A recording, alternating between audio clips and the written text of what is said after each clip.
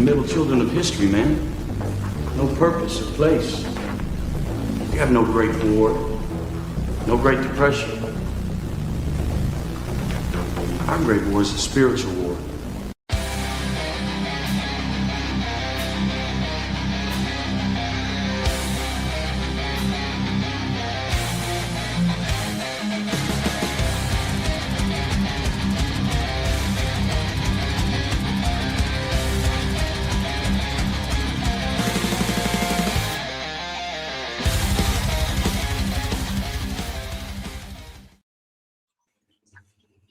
That intro gets me pumped up. I'm listening to it, and I've got some chicks in a cat carrier like 5 feet from me because we're growing out meat chickens, and so I'm hearing the car, and I'm hearing chip chip chip the whole time, and then I'm thinking like, did I put a battery in my smoke detector? No, I don't have a smoke detector out here. It was a little interesting to if anyone's going to have a smoke detector chirping in the background, it's Anthony. Hey, that's true. Or Eric Ibarra, apparently. Oh, I saw that in the Telegram. The urban crickets are batting 1,000. Looks like it's always every time I watch a. So Willing Spirit said they just bought a 365X macro comp and got certified to conceal carry. I've not heard any issues with 365, so hopefully you don't have the first. Mine is one of my favorite carry guns, but is it? Man, I just can't shoot small guns. I'm just not. I have a 43. I bought a 43 when they first came out. Yeah, and I'm not good at them. I'm like 5 to 7 yards is as far as I can shoot with those things. So my 365 is the AXG Legion, so it's same size as the X macro comp. Really almost same gun. I shoot that gun pretty well, man. But it's not the small 365. Yeah. Well, I mean, still, it's only got like a 3.5 inch barrel, right? It's a pretty small barrel. Yeah, I think it's 3.5. I think with the comp, it's it's 4 inches long. Do you have a red dot on? Yeah, I got a red dot. What did you zero it at? What yardage? 15. Really? Oh, okay. Yeah. I had to switch out my red dot on my carry because it cracked, and I put a Hollow Sun Ronin. This the 507K comp or whatever it is. Yeah. I didn't realize how big the window is on that thing. It's nice. It used to be my red dot that was piggybacked on my ACOG on my rifle, and I took that off to put on my carry pistol and had to zero it, and I kind of like it. I don't think I'm going to go back to the other one. Yeah. Put the other one on my rifle. Yeah. I didn't use a lot on my rifle because I usually use my ACOG for everything, and I just zeroed basically the red dot on top just to have it, just in case. But I never really used it that much, but I like it. I actually have it in here, but I don't want to show it because YouTube doesn't like guns on live streams. Within the first couple minutes, anyways. Yeah, absolutely. All right. So one thing we're going to start doing, what we set up is we set up a Telegram chat for those of y'all that want to talk to like-minded people that view this show. I've set it up to where it has specific rooms for specific topics. We're going to lean into some other things later on as well. Starting next month, we've got a little bit of a surprise coming for y'all as far as interaction with the community. It'll be a chance for y'all to really gauge where you're at on some things. But this will be the Telegram chat for specifically this show. I know we have one for the regular Avoiding Babylon shows. But this one, if we could, just everybody who wants to be a part of this community, join this. Are you going to pin the chat? Yeah, let me do. Yeah. We'll pin the link to the chat. We're not going to leave it in the description because I don't want just some rando. It is going to be open to everyone. who wants Yes. to join, but yeah, we don't want random people 2 We months just want from some now. random that comes along and just sees it and jumps in it and starts harassing people. But it's got some good topics in there. If y'all have questions about things, we can ask each other. Again, this is a community. This is not me just spouting knowledge to y'all and Rob spouting knowledge to y'all. This is, I'm going to share with you what I know. And Rob's going to share with you what he knows. And you may need to fill in the gaps. I don't know everything about everything. I know a little bit about a lot. But there are some things I'm just ignorant about, and I might need some help on some stuff too. And Adrian sent this one up way better than the normal Avoiding Babylon one. So we got just general stuff. We have networking, a self-reliance tab, training, gear, specifically firearms, and then deals. So yeah, I like that a lot. Yeah. And hopefully it works out well. And hopefully we get a good community built up there. Specifically, I want y'all to utilize the networking tab so y'all can start finding out who's around you. Maybe it's like an hour, they're like an hour and a half away, and maybe y'all can meet somewhere to go do some shooting together or learn how to can or something, you know, so you can start learning other people. Because the hardest part about this is not a lot of people are on the same background. Yeah, they're going crazy. But there's not a lot of people that may be in this same line yet. And so this is a good way for you to reach out to some people and really just show your location. You can just hit like the nearest major city. You don't have to put your actual address. Don't do that, please. Don't don't dox yourself, please. But you know, give something where a general location, right? And then when in the deals, if I see a deal on some ammo or something, I'll post it in there. Or if y'all see some deals on some stuff, y'all can post it in there as well. Especially as we're getting closer to Black Friday, you're going to see a lot, especially right now, because with Trump in office, a lot of these manufacturers of firearms and such, they are they're really hurting for some cash, right? So you're going to see some monster sales, I would assume, here around Black Friday or so. So we're going to post those things in there, and then, you know, some other things. General is just the general topics. So we should have again, use that link, join it to that at some point too. Yeah, we will. It's kind of hard to do everything, you know, like to put everything in there, you know. But yeah, well, as things come up, and if the topics start to get, you know, if there's a long topic in general about, like, you know, intel and area study, we'll make one for that too. Like it's very easily alterable, so that won't be an issue. But that should be it on the Telegram. Like I said, I've got something cooking for y'all starting next month. Rob and I got to get together on a little organization of it and how we're going to present it. But other than that, I think y'all, the first show in October, we'll show it. We'll go over it. But other than that, let's go ahead and get it. Rob, you want to go ahead and play that either video? You pick.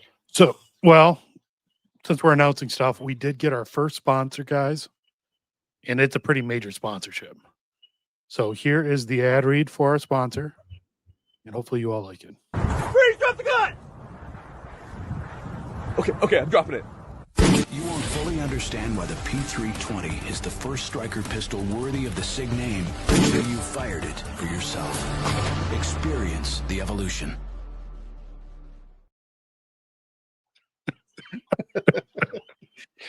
Taffy is so good, man. Oh my gosh. So good.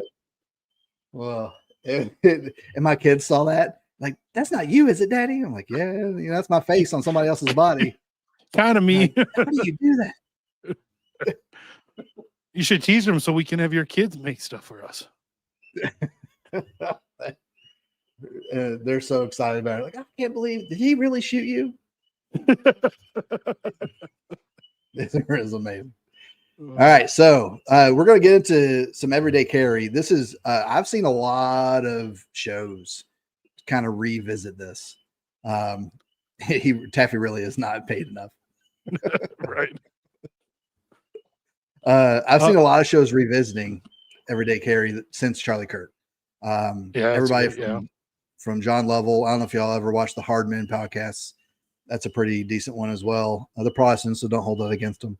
But I've seen it a lot coming up a lot. And really, to be honest with you, there's not a lot to revisit. Maybe it's to bring it back to people's mindset for them to keep this in at the forefront of their mind. Maybe they need to at least evaluate what they have or what they aren't or are not carrying. Man, are those chicks like driving you insane?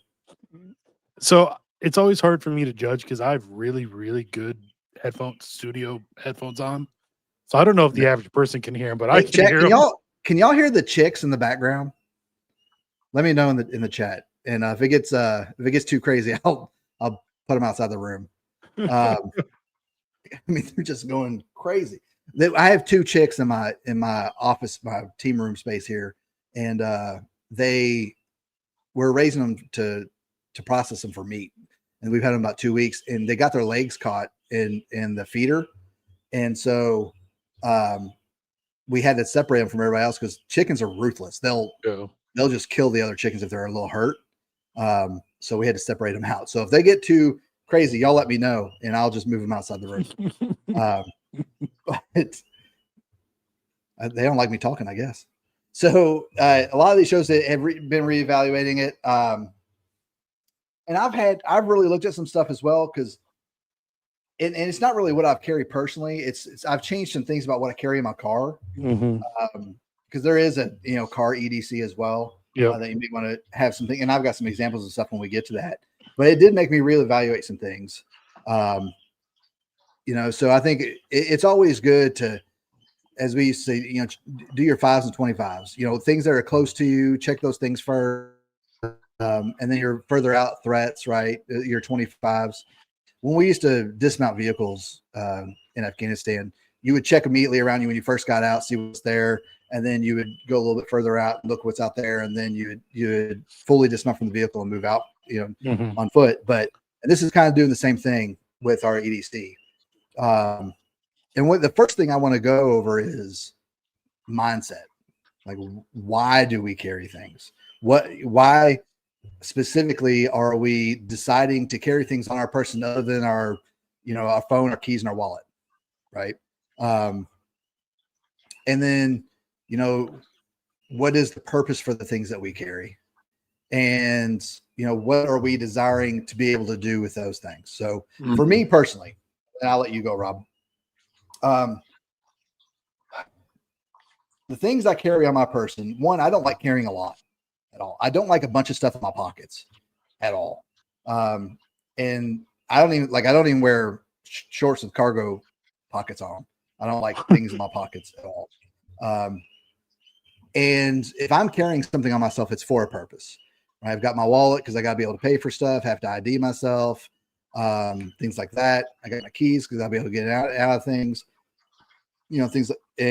But then we have to look at, well, how deep we want to get into this? How much do we want to carry? Do we want to be prepared for everything?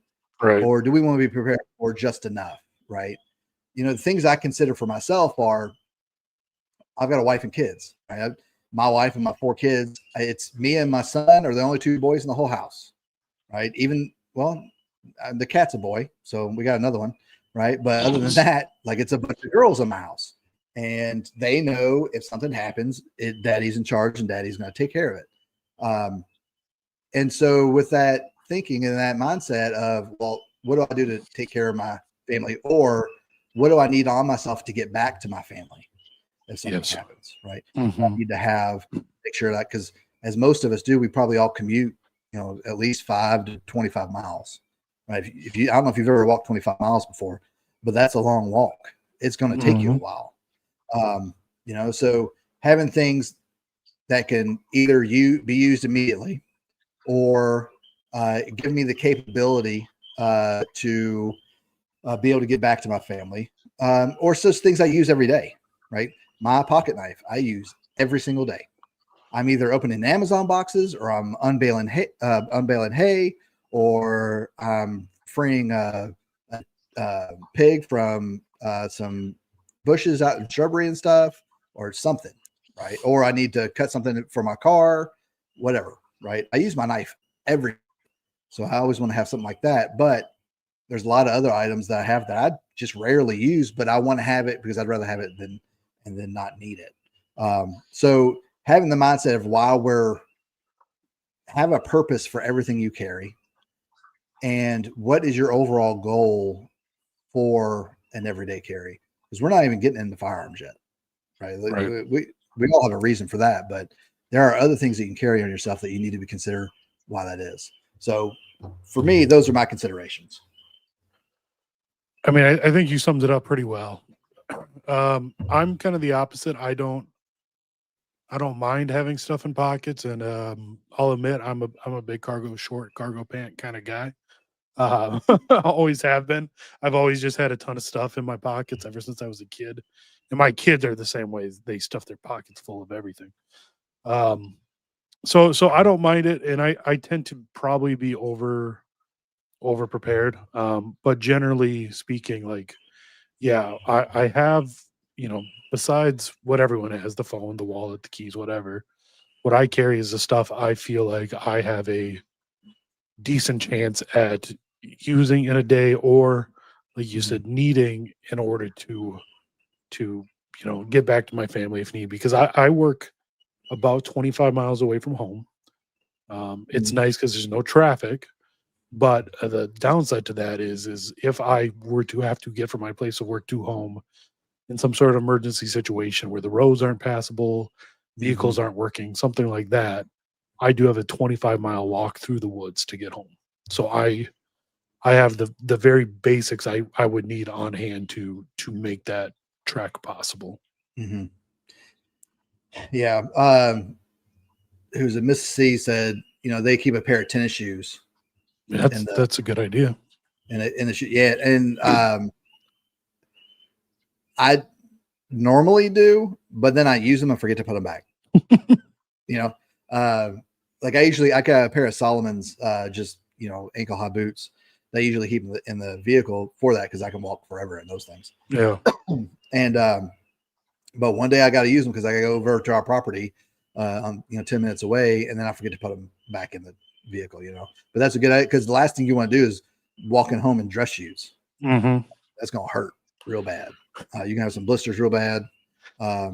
It's just not. It's not. You're gonna have a bad day. So yeah, have things like that. Thinking outside the box and some of this stuff. Good. I'm glad. I'm from the South, so I can't help that. That's just how I roll. A guy who fit mini scissors, glue, some graph paper, a small pencil. I mean, you could start fires with that. You can do a lot of stuff with that. Yeah, there's a lot. So yeah, I mean, just there's some outside the box thinking on a lot of this stuff that, but use it, right? Put it to use too. Anything that you end up having, and figure out if you want to have it or not. I used to carry a 50-watt radio that was like in a bag. And I was like, I just got tired of carrying that thing around. And I never used it because, like, who am I going to talk to other than, like, I talked to my wife from the property. It'll reach that far, but she can't reach to me because I don't have another 50-watt radio for her to reach to me. I've got one. So she can hear me, but she can't transmit back to me. It won't reach. So I had to get rid of that. I mean, I just stopped using it. And I'll probably end up mounting it in my farm truck. But, I tried to use it and I was like, man, I'm just carrying this thing around for no reason. And that was back in like my early days of prep. I got in the radios like real hard and heavy. And I went and got my like tech license and all that. But yeah, just put these things to practice and make sure that they're worth using. And then, getting into, there's no reason to try and reinvent the wheel either. Okay. When we get into things like, carrying your firearm on you, where you carry it, or we get into, do we use off-body carry? We'll get into fanny packs and stuff like that. Or depending on how you're choosing to carry, don't try and reinvent the wheel, right? Don't put a magnet in your car to stick your gun to. Okay. Yeah. Those things have have instances of negligence discharge a lot. So let's not do that. But just figure out some things that, are from reputable trainers and go get training about it. There's a lot of trainers that will do, disembarking a car, right, in like a riot or something. We got one here in Alabama that does that, and you realize, like, if you need to get out of your car, it's real hard to get out without getting shot, because that car's not stopping nothing. Like, those doors, 9mm will go through both sides. It'll go through the glass. 22 will go through a door, right? So that car is not protecting you from anything. So if you need to get out of that vehicle real fast, how do you do it, right? And if you're not carrying on your body and it's in the seat and you forget to grab it, right, you got to train around those things. So these things you got to keep in consideration. Man, I got like a tickle in the back of my throat. All right. So with that, specifically how I carry, specifically talking about the firearm, I carry appendix, and we've talked about this before, but I carry appendix because I've trained that way. It's the fastest for me to draw, as well as it is the easiest for me to transition to a non-dominant firing hand from. I can't reach around to my 3 o'clock with my left hand very well. The shoulders just don't like twisting that way. And so that's why I carry. But I also know when I'm in the vehicle, I'm not carrying appendix while I'm sitting in the vehicle for a while. I'm going to take it off and I'm going to slide the seat beside me in the console. I got to remember to grab that before I get out, if something happens. But when your mind's racing, something's going on, you're in the middle of an Antifa, riot. Like, you're not thinking about those things. I mean, how many times have y'all locked your keys in your car, right? And that you weren't under any stress and you still locked your keys in your car, right? So you've got to be able to train around these things and just practice with whatever you're planning on doing. You carry like 4 or 5 o'clock, right? 2 or 3. So yeah, I carry outside waistband about 2 or 3 o'clock. Yeah. Like when I'm sitting, I'll push it back to like 3, maybe even a little past 3. Yeah. But when I'm standing, I'll then push it up to like 2 o'clock. Yeah. I did a course last year with a local municipality SWAT team, and he went from appendix. He used to carry appendix all the time, and then he went to a 4 o'clock because he gets in and out of his vehicle so much that he doesn't like to keep having to grab his firearm. And I get that. But he's also a twig. And so, like, you can't see anymore anyway. I'm a little bit thicker of a guy, hit the gym a little bit. So carrying 4 o'clock, it looks like I've got an ostomy bag stuck to the back of me. See, so I'm lucky enough where I live to where 8 months out of the year, I can wear a cover garment, vest or something like that to help conceal at 3, 4 o'clock. Yeah, that's the trade-off I have down here. Like, it's nice 10 months out of the year down here. August and September are our hottest months down here. The rest of the year is pretty nice. Yeah, like it's still 90 degrees right now. It'll be 90 degrees until next week, I think. I think Saturday or Sunday is like the last of it. But the other side of it is I don't really wear a jacket very much in the winter. I will maybe 2 weeks a year. I'll need a jacket. Oh, really? The rest of the time I'm wearing like a thick shirt. Yeah, but I mean, between October and April for us, I have a jacket on. So yeah. So it's a little bit easier for you to carry when you have an outer garment that can cover it. Anyone ever tried to double soft loops on a holster? Getting tired of the single plastic clip on my small rigs. Yeah, I mean, I have. If you want to go, I take mine off a lot, so I like the clips. Like when I get home, I'll take it off and put it, on my dresser. Or when I'm taking it off when I get in and out of the car. So I like the clips for that. I don't like the clips that are far apart where you really got to use two hands to do it, to take it off. Like the Incog does that. And I think I have my T-Rex sidecar does that. I don't even like to, I like to be able to take it off with one hand. Like,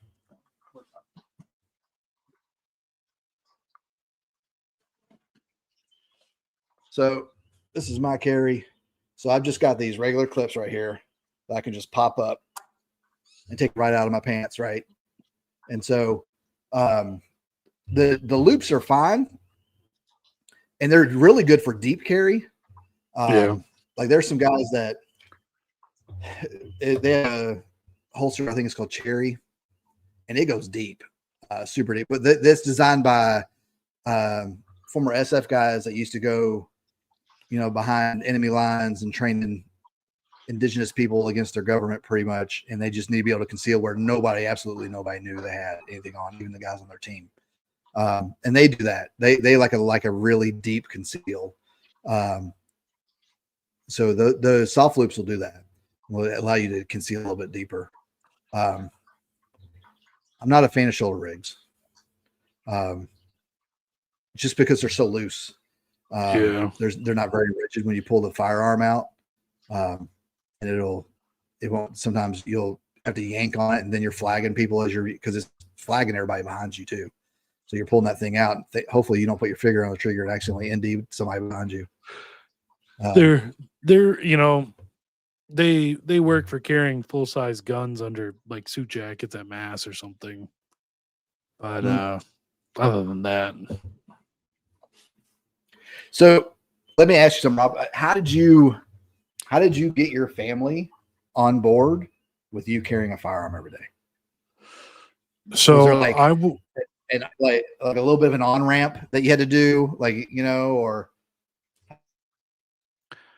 I was basically already there when I met my wife. I wasn't carrying every day, but I had guns already. She was comfortable with guns. So she was okay when I decided to get the concealed carry permit. We weren't even married yet. We were just dating.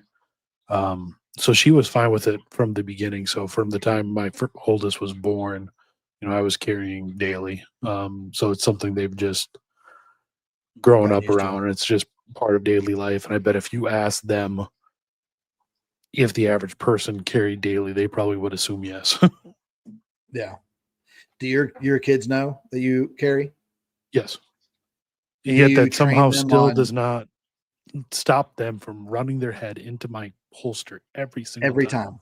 Yeah. My 5-year-old, and they look at you like you just did the worst thing possible to them, and they're crying. And it's like, that's there. That's been there since the day you were born. Yeah. My 5-year-old loves to run up and just like headbutt, because I carry appendix. And so she'll just headbutt my firearm. I'm like, this is what happens. I don't know why you keep doing that. So I didn't start carrying until I was, in fact, I never shot I'll say never. I didn't regularly shoot a pistol till I was in the Marines for like no longer than that. Probably about 3 or 4 years. And I didn't start carrying till I got my first pistol after Sandy Hook, I think it was. And so that was a transition for me, and that was a transition for my, especially. And so it took a little bit for her to be okay and comfortable enough with it. Now my kids, I have to tell them, especially as they get older, like, hey, we don't tell anybody that Daddy has a firearm. Right. No one needs to know this, because there may be sometimes I carry it where it's frowned upon. Let's say, yes, where there might be some repercussions. But I'd rather have it and not need it, right? I'd rather risk that than being in a facility where, somebody comes in and we're all just sitting ducks. So it took a while to train my kids to know, like, hey, we don't tell anybody Daddy has this.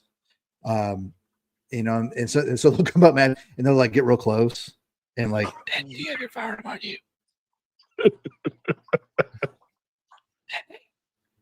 got your gun. So but it took a little bit of getting them used to it. And that might be something y'all y'all will have to consider, right? Yeah. And I would suggest as a man, it's because it is your responsibility to protect your family. You should not be seeking permission from your wife to carry. Right? You should do it anyway, and she just has to be okay with it. Mhm. And if she isn't okay with it, then you need to help her become okay with it by taking her to the range, having her shoot the gun. And if she doesn't want to do that, then you got to figure some way to kind of ease her into it. Because it is your responsibility. It's not hers, and it's not the police. We've already discussed that, right? It's you need to take this responsibility seriously. But be aware that it may require a little bit of kid gloves on your side to get them on board. It's the same thing with like starting to, prepare as well, like putting food away and getting water filters and stuff like that. Your spouse may not be on board yet. You need to help them get on board. And that may be, hey, you see an article about, such and such town went without power for 12 days because, Hurricane Helene came through, right? You send that to her like, hey, what would we do if this happened? Mhm. Right. Because right now that's never happened to most of us, right? Nothing like that. So it's a far away example that we may never come in contact, but the first time you come in contact with it, or the first time that something happens, then you're going to have an issue because you're not prepared for it. So if you need to help get her on board, that may just mean that you're slowly exposing her to this stuff, because my wife doesn't look at any of this stuff. All she needed was for us to be out of power for 2 days. Now we had to go to a hotel because our heat wasn't on, right? She's like, what do we need to do to fix this? And I blank check. You're right. All right. I'm doing what we got to do.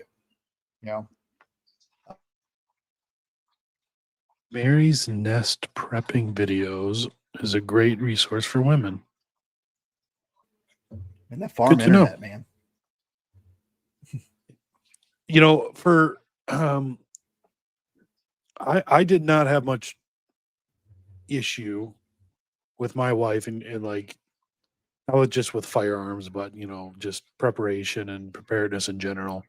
And I think one, it's just kind of how she is, but two, also just where we live. Like there was one winter a few winters ago where we were without water for 3 days because the city's water main froze.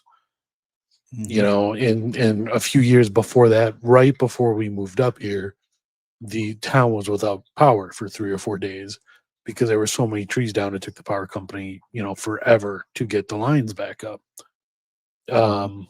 It wouldn't take much, when you're in the middle in a small town in the middle of the woods, literally at the end of the road, to leave a whole town of 1,500 people, just completely helpless, basically. Mm-hmm. Yeah. So that made it easy. Now I understand for people, in the middle of a city where they've never gone without power, water, things like that for more than a few hours, Mm-hmm. that you get that illusion of safety, but you do have to recognize that it really is just an illusion. And if anything, in an extended loss of utilities or something like that, you're in a far worse situation than say I am in a small town. Yeah.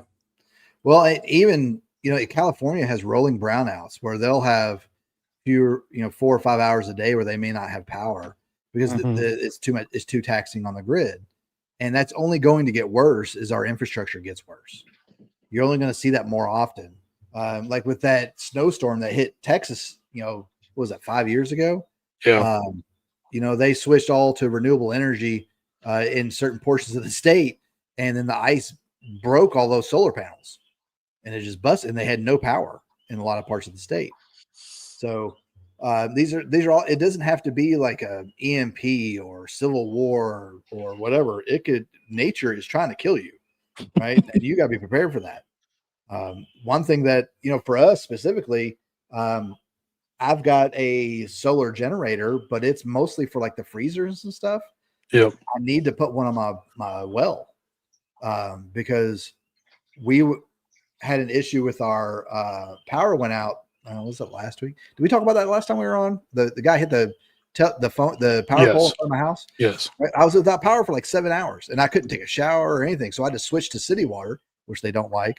But they don't like that I can do both.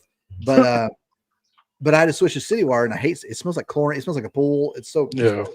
so I was like, man, I've got to go. Now I'm looking at like I need a dedicated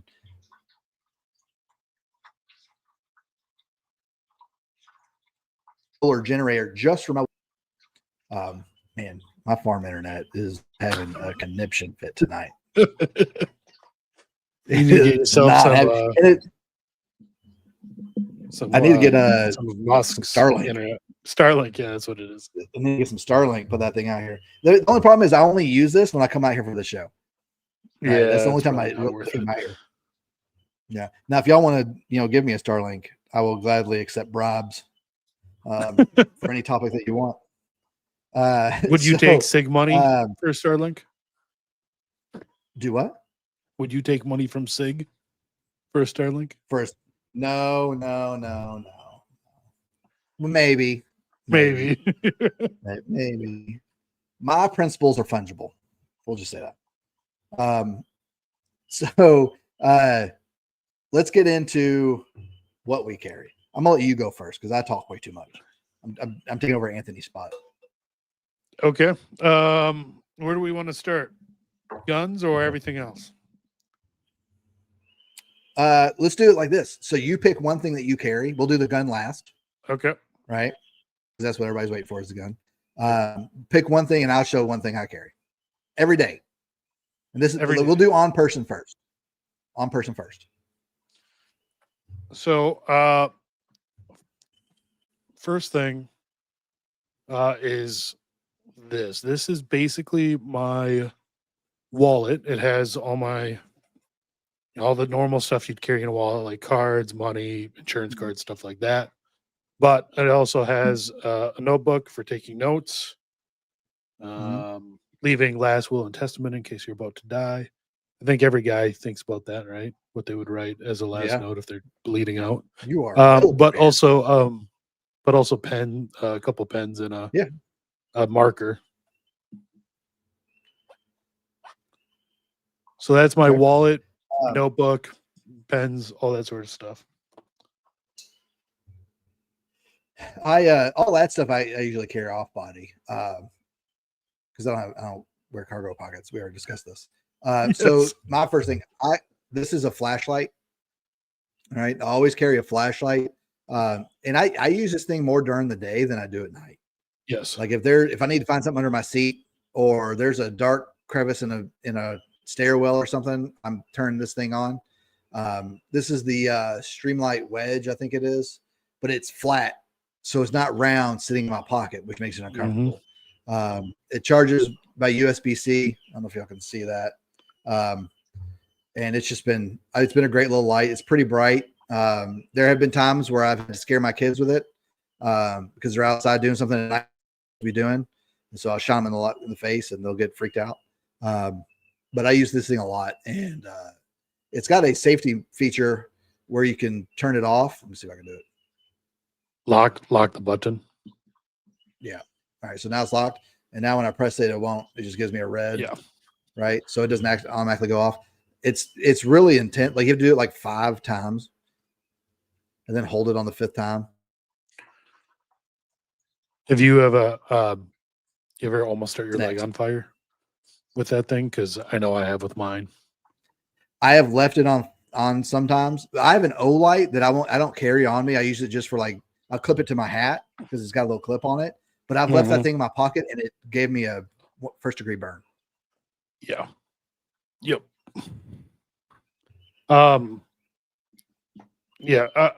This is a Lockbee field journal, by the way, in case anyone's interested in what we show. We'll try to name them. So my next thing, since you did your flashlight, I'll do mine, and really it's same idea. This is a Nightcore EDC 29, and it's flat, a lot like that Streamlight Wedge. Similar to, a little different than yours, but same idea. It's got a lockout. This is like a slider on the side that you have to do before you turn it on. And this one, I think goes up to 1200 lumens Wow. normally, and then it also has a 2000 lumen or something super mode, but that drains the power in 10 seconds. Yeah. But yeah, like you said, I use this thing honestly all the time. It's got a way better flashlight than my phone, stuff like that. It's super useful, literally all the time. So I love it. Yeah. I like a lot of these things because they have the USB-C, because my phone has USB-C. Everything USB-C is pretty much USB-C over. too. Yeah. So I can charge this in the car on the way to work if it got dead that morning for whatever reason or something. Just the utility of being able to charge it whenever and not having to worry about changing out batteries. And it's like IP6, I think, whatever it is. It's like up to a meter is waterproof, which makes it nice. Let's see my next thing. Like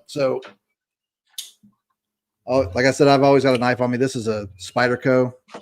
This is my farm knife. The thing is, I've cut metal with this thing. Hardware cloth, if anybody knows what that is, it's like metal netting. I've cut everything. I don't like serrated edge blades, but this was a gift. So I use it all the time though. But I always have a knife on me because I use it all the time but I have way too many knives. Same. Way too many. I've got out the front knives. I've got, Spyderco knives. Most of them are foldable. Fixed blades. Yeah, I've got a few fixed blades. I've got one my wife got me. It's made from like a railroad spike she got from a Homestead Festival. Nice. Year before last. But it's good to always have a blade on you to be able to cut things with. You never know when you're going to have to cut a zip tie or whatever. But buy a good quality knife. Yeah. My dad always told me there's 3 things you never skimp on. One is a good pair of boots, one is a good watch, and one is a good knife. Your dad is a wise man. They'll last you forever. I don't know how much this was. It was a gift, but I bought one that was a little bit of an up.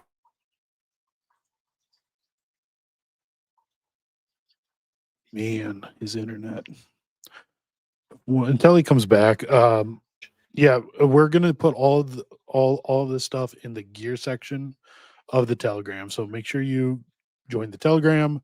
That's in the pinned comment in the live chat, and we'll put a list of all the stuff in the gear section in case any of you are interested in it. And I don't know if he's coming back at all, guys. Oh boy. This might be there he is. There he is. You know what's insane? You were saying what the cost of the knife was before you. So that one, I don't know how much it was, but the regular one I have, I've got one that is a little bit upgrade for that, and it's like $70. Spyderco's, that's not bad for a Spyderco. No, not bad at all. So I have a Gerber that I was issued in the Marines as an auto folder, and you're not allowed to have auto folders unless you're military or fire now, I think. But Benchmade used to be a lot better. Their quality control has really dropped off. Now they got popular. And I just don't think they're worth the money anymore. You can buy very good similar knives for much cheaper. Which one is this? Demco. Have you ever heard Demco? No. This is about the cost of your average Benchmade, but I would say it's significantly better in my opinion.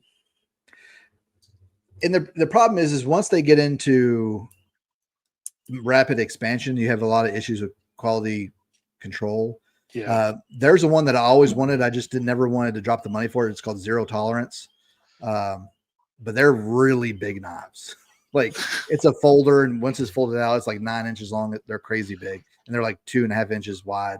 It's insane. But I just can't justify carrying something like that.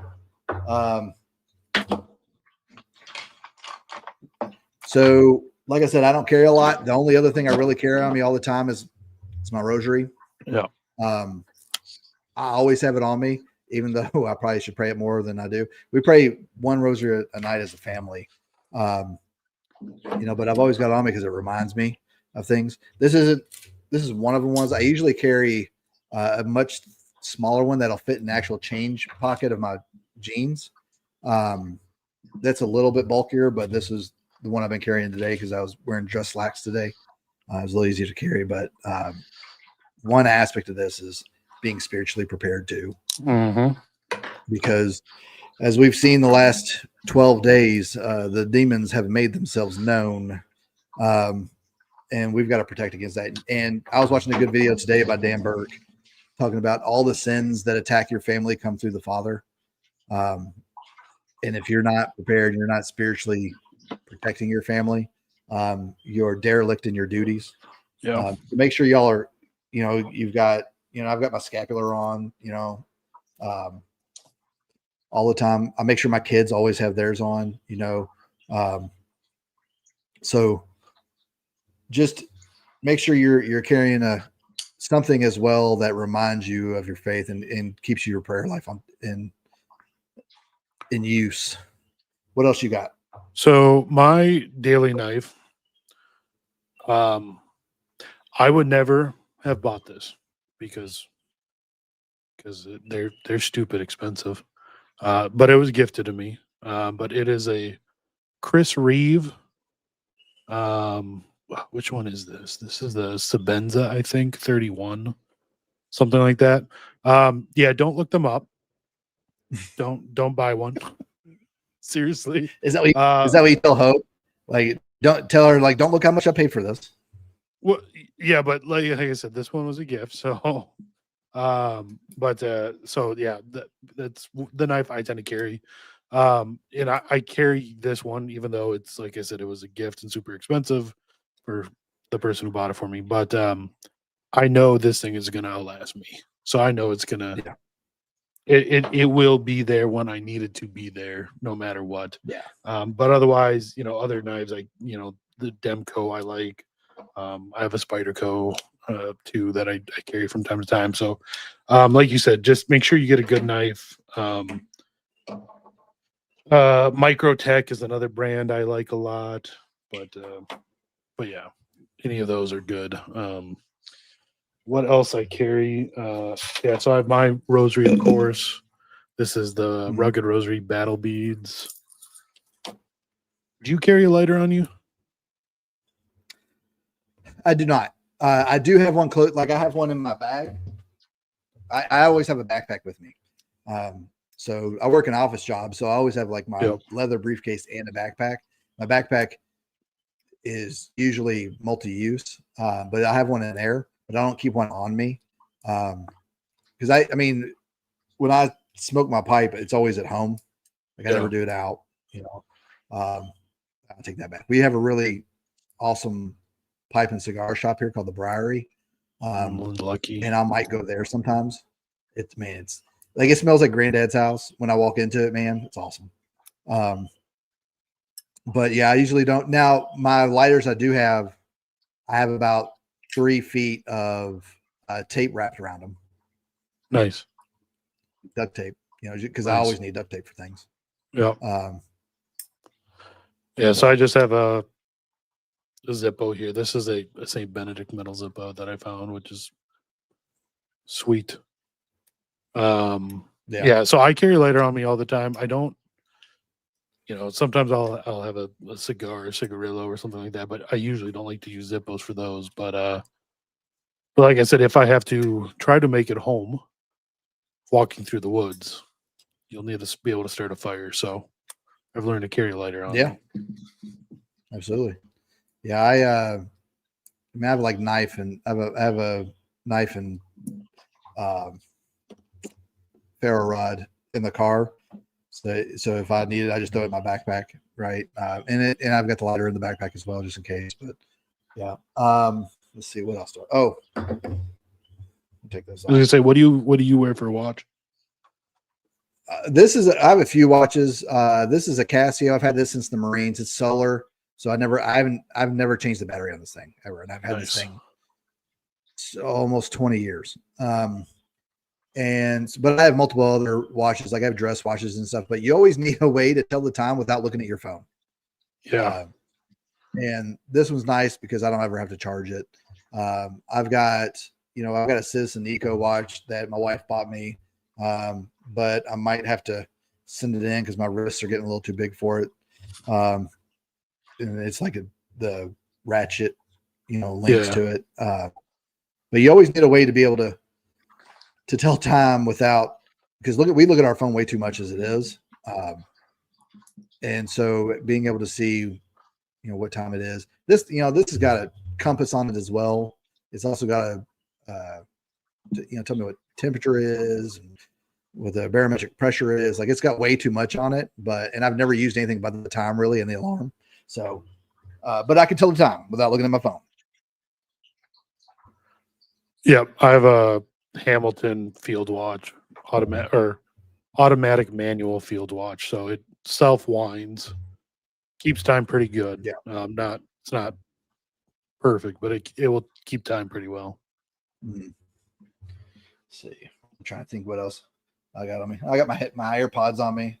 AirPods, yeah. In case I want to, say it in case I need to make a phone call or something, or listen to Avoiding Babylon while I'm milking the cow.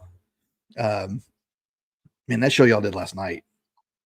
Goodness, it was a little bit much to listen to. What about It's it? a rough one. Man, I love Wagner. He's a good dude. But man, he's real dry to listen to sometimes. And then, Anthony's getting into some topics that I like a lot of Anthony's insights on things, because he didn't read someone else's opinion and then form his opinion off of that. Right. Like, you can tell, like, he sat in his truck watching videos all day and like actually thought through his opinion first before he spouted it. Right. Because there's a lot of guys, man, they'll read one book and like, that is now my opinion too. Right. Yeah. Because it sounds good. But listening to them go back and forth about some things, and then Wagner giving his insight and, kind of like the background on some stuff. It was a little bit of a hard listen. But especially if you're a new listener, that was probably a real hard listen last night. Like, if you don't know the deep lore of Avoiding Babylon, that was probably a really difficult one to follow. The shows with guests are hard for me because I'm busy dealing with all the back end stuff, all the chats, the comments, getting videos ready, things like that.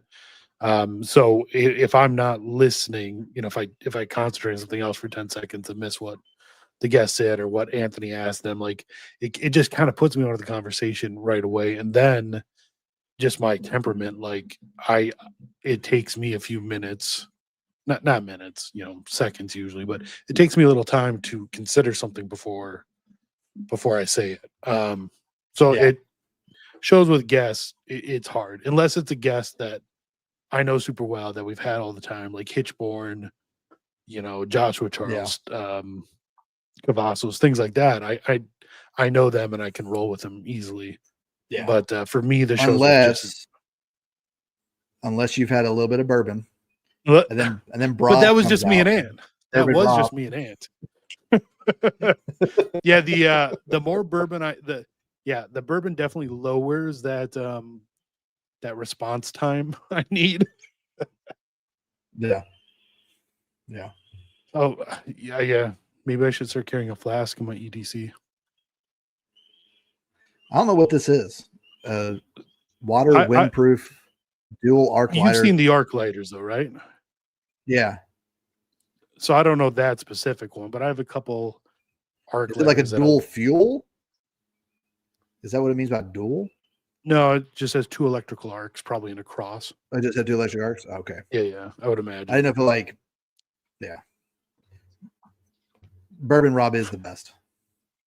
Bourbon Rob turns into Sassy Rob, is what that is. Bourbon Rob's the stuff that gets everyone in trouble. Also, like, I wasn't like really intoxicated. Like, I probably wouldn't have driven just out of prudence, stuff like that. But like, man, now that I'm in my mid 30s, like, I woke up hungover the next day. You know, Man, it's like that, horrible. it's bad. It sucks. It's sad. Like I remember when I was in the Marines, we would always have PT Monday morning, but we would always go out drinking Sunday night. Sometimes I showed up to PT still drunk, right? And I would run like 5 miles and I'd be fine. And like the alcohol, like I'm just sweating alcohol. Yeah. Right? Uh-huh. Now, like I drink half a beer, and not only do I have to get up and pee every 2 hours, but on top of that, I wake up the next morning with like the most like I'm 44 years old. Like, why do I am breaking apart? I'm falling apart like death becomes her, right? And it's insane to me how just Yeah. when Yeah, was the turning? When did the turning happen? Was it like a specific age? For Like, me, did it my was expiration literally date my hit 38? 30th birthday. For me, it was my 30th birthday. On my 30th birthday, I had 3 drinks. I woke up with the headache the next day. I'm like, really? This all of a sudden? So we used to have a Once you bar practice. outside of Camp Schwab in Okinawa, Japan. It was called whiskey something. I'll say. Whiskey I won't Pete's. say the rest of it. But anyway, yeah. Sure, Whiskey Peters is what we'll call it. But they had a now I know what it competition. is. Yeah, now you know what I'm talking about. They used to have a competition. It was break the seal night, and beers were $1. And then what they do is they put cellophane on all the urinals, and the drinks were $1 until someone broke the seal. Right. First of all, you don't challenge Marines to anything. Okay. Because guys were peeing everywhere other than where they were supposed to, just to keep beer $1. How many guys accidentally drank piss instead of a beer because people were pissing in glasses? Like there were bottles of beer everywhere with urine in them. Guys would just go in the corner and fill the bottle back up. Oh my gosh. All right. So as far as I think that's all I carry. Do you carry anything else other than firearm? Not on my person usually. Okay.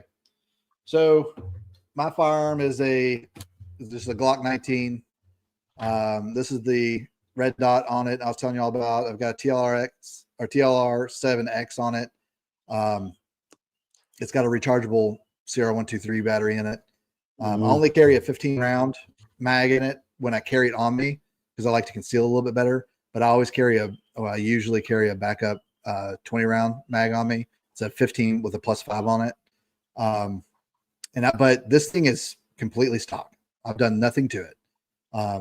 It is my opinion. Again, this is my opinion that 99% of people are not good enough shooters to upgrade their Glock. There's no reason to put a new trigger on it. There's no reason to even put new sights on them anymore.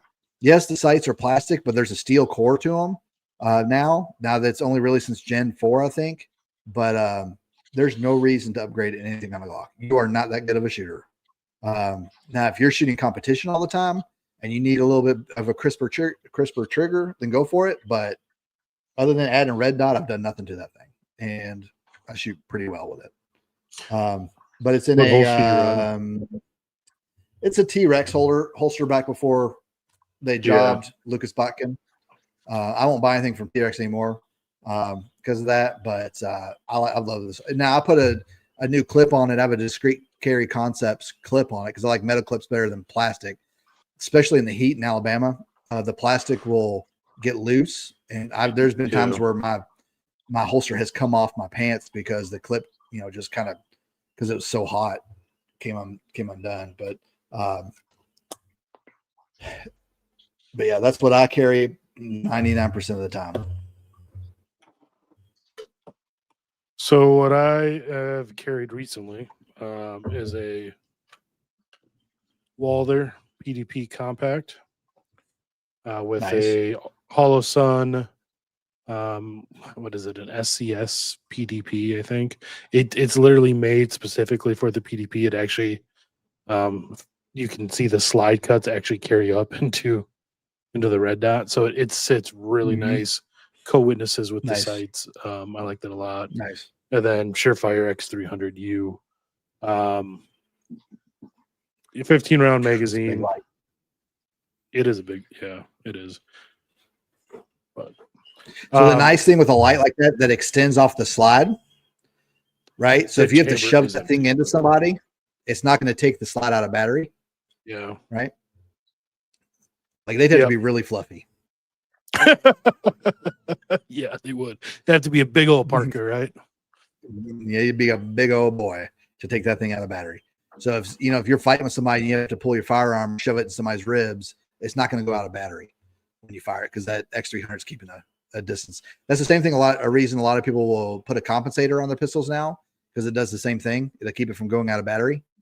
Like I have a MR920 with a compensator, and I don't really shoot that thing very much anymore, but I have it for that purpose. And then Let's see. I carry a T-Rex Ironside. Like you said, I don't know if I'd buy. You from them always again. carry outside the waistband? Basically, yeah. For a few years now. For a while, I did inside the waist, inside waistband with like a hybrid, leather on the back and Kydex on the front. But even then, it just, I don't know. Outside the waistband is, in my opinion, more comfortable for me. So I just I dress around it to make sure it still conceals. I have way too many holsters as it is. Yeah.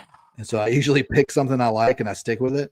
But if y'all know somebody from there and they want to send us one to check it out, I'd be happy to take it out for them. But like I've got so many holsters. I've got a drawer full of holsters. It's ridiculous. I have at least 2 or 3 for almost every gun. It's stupid. Yeah, I do have I forget which gun I have a Black Arch for. They basically have a full Kydex holster with a padded leather backing. Really Alien super Gear does nice. that. I've never bought an Alien Gear holster, believe it or not.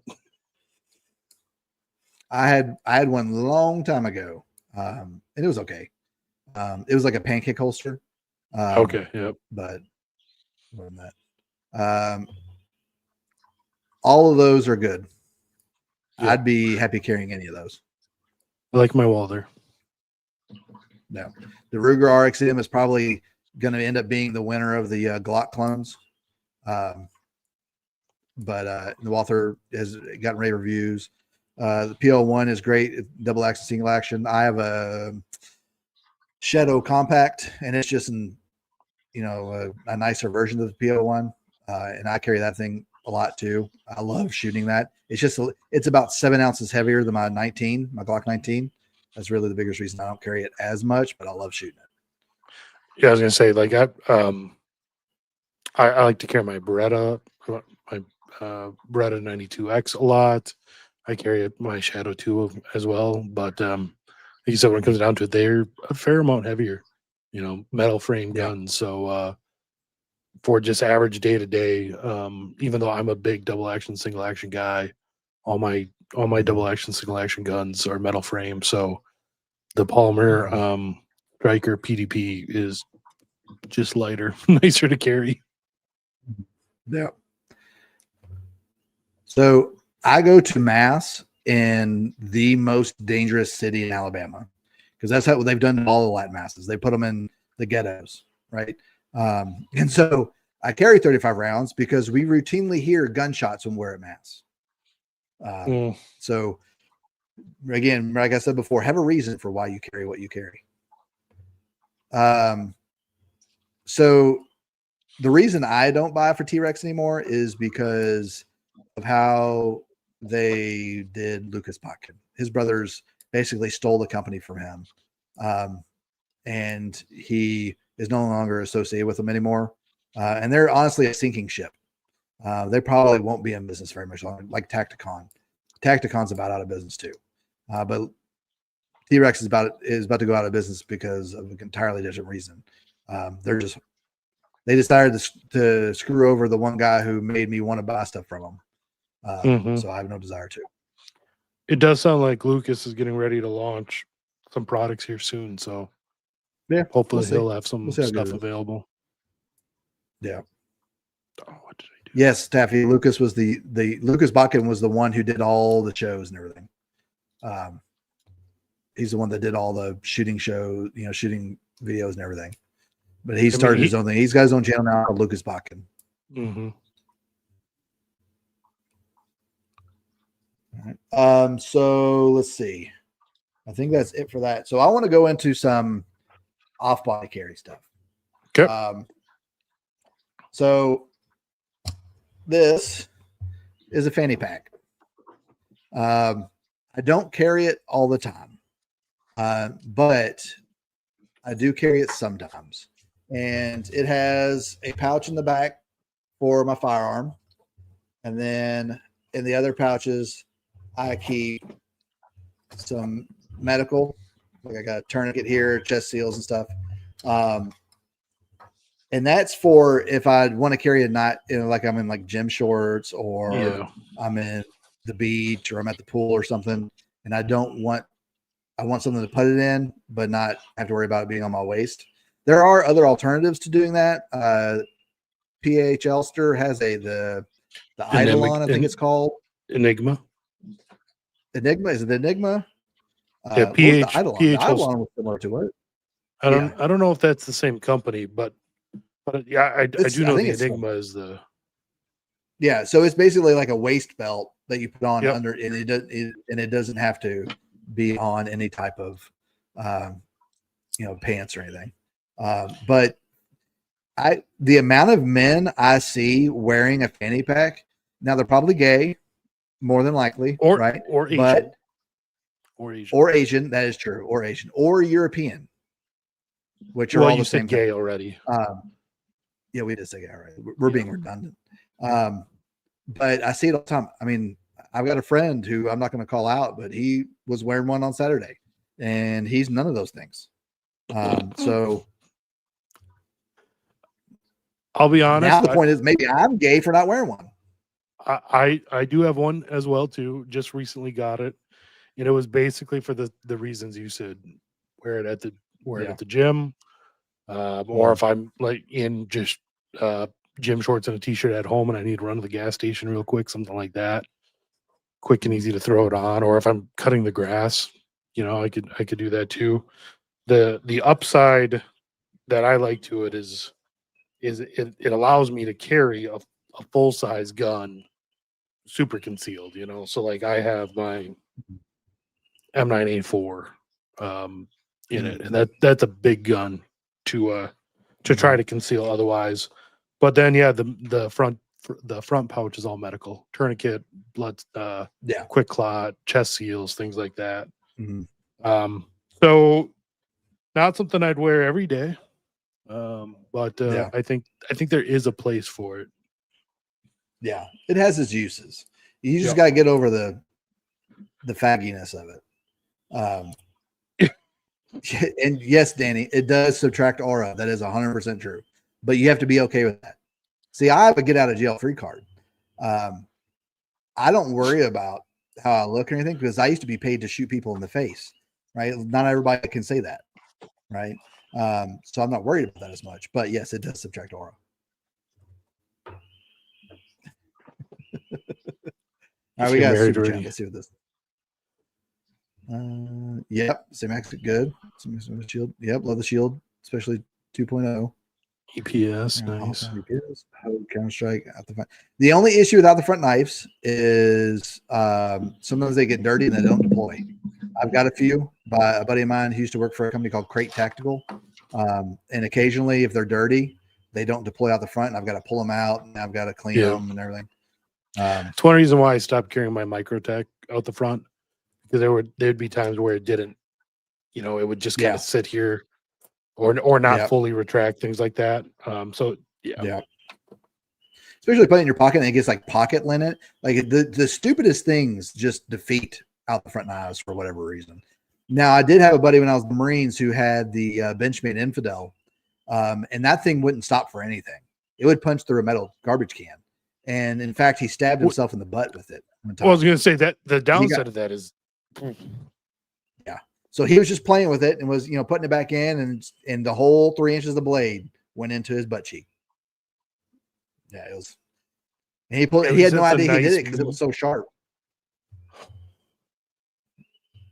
He sat down and there was like a little bit of a pool of blood sitting in the seat when he got up, and we're like, "Hey, what happened?" And it's because he stabbed himself in the butt. Ooh. There's a lot worse places that could have happened at. Yeah. So what's Gare? Wearing a fanny pack around the waist or around the shoulders? I feel it is more secure around the waist. Like we say off body, but you really think about it, like I don't know about yours, but the one I have, it's got the metal clips. It like no one is pulling that thing off me. It is just as secure on me around the waist as like a Kydex holster on a belt. Around the shoulder though, I don't feel it's quite as secure. And I'm not. I don't know why. Yeah. It's just a feeling I have. I don't either. It's like a seatbelt feeling almost. Who is it? Did you ever listen to Mitch Hedberg? Yes. Comedian. Yes. So he had a skit talking about wearing a turtleneck with a backpack was like having a really weak midget trying to take you down, right? And so I feel like that when I wear a fanny pack, I feel like like I'm wearing like a seatbelt. Like it has this just like inherent feeling to it, If you want to like get it off my neck and stuff, So I always wear it around my waist. Now when I wear it, I always wear it to the side a little bit, instead of just in the front, because I don't like that thing like bouncing in front of me. Let's see. My wife, she likes the crossbody bags. So she has a similar fanny pack. I haven't seen her wear it as a crossbody bag yet, but I have a feeling she would. But she also wears like the baby up there sometimes too, so probably not. Yeah. Now, have you seen the baby carriers with a holster in it? No, I don't know how I feel about that. As long as it's in the kind of accessible, I don't think it's an issue. No, But it's like it's I got agree. the baby, right? And then on the outside is the holster. It's kind of like the secret pocket on a Vertex bag. Yeah. Like you don't know it's there unless you put your hand in the pocket. True. Okay. I might have to look into But that. then you're treating the child as a plates pretty much. And I don't think that's a good idea. All right. So besides the rosary, other spiritual weapons, I have let's see. They're all on my scapular. I have a miraculous medal, a St. Benedict medal, and a Holy Face cross. So, I think that's it. on my rosary, I have the St. Benedict crucifix, miraculous metal centerpiece, and then I also have a St. Benedict medal, a St. George medal, St. Michael medal, and a guardian angel medal. And then of course, like I said, I have my St. Benedict medal Zippo. Yeah, I know Mike from Craig. I used to shoot with Mike years and years ago. He's now started his own thing called Athena Target Systems. I talked to him a few days ago about it, actually. I told him if he want the first time I buy some plates, I'll go shoot him and I'll give him a review on our channel for him. Let's see. All right, so let's see what else. Infants do make horrible armor. That is correct. That is correct. I would not suggest it. That's like a 1A, right? I told you. Just imagine what doesn't make it past my filter. There's a terrible joke I'm thinking of that is funny, but I'll tell you off the air after this. Okay, tell me after. No. Right. I cannot say this one. So next thing, I carry this in my car. This is just my IFAC. I've got 2 tourniquets and stuff. This is one I built myself years ago, back when I was still a working paramedic. I have this, and I have another one in the car. Actually, I have 2 more in the car, but one is like a Chinesium one that's just like for boo-boos mostly. It's got like a Chinese tourniquet that I'll never use unless I'm like strapping something to the car or something. But we're going to do a medical class next week. Yep. We have a special guest coming on to help us with that one. But I highly advise to have an IFAK and know how to use it. Yeah, I have a vehicle med kit in each vehicle. It'll be interesting to see what our guest says next week, what they should include compared to what I have in them. Trying to think what else I have here.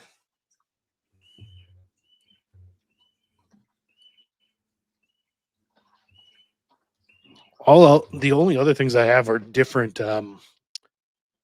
like firearm options for different like scenarios. I'm looking up that RMA 11. Are these ceramics? Yeah, they're ceramics. Are these the one they're doing the deal on? They're always doing a deal like buy two for like $400. Are those it, Cole?